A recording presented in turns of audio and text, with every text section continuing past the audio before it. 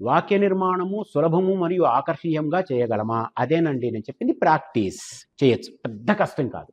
కాకపోతే ఏంటంటే చదివేదాన్ని బట్టి ఉంటుంది. దాన్ని ఈజీగా చేసుకోవచ్చు, పెద్ద కష్టం కాదు.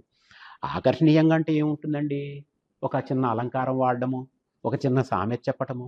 ఇంకొకటి, మీరు ఏ ప్రశ్న రాసినా కూడా, ఎస్పెషల్లీ పేపర్ 2లో ఏ ఆన్సర్ రాసినా కూడా you start with one quotation.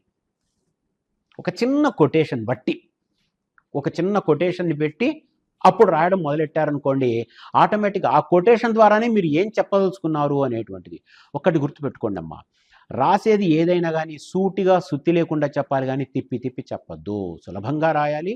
రాసేటప్పుడు కూడా ఎలాగా అంటే పాయింట్ వైజ్గా రాసుకుంటూ వెళ్తే చదివే వాళ్ళకి, అంటే దిద్దే వాళ్ళకి చదివేటప్పుడు అర్థమయ్యేటువంటి విధానం కావచ్చు, ఆకట్టుకునే విధానం కావచ్చు, అది ఉంటుంది.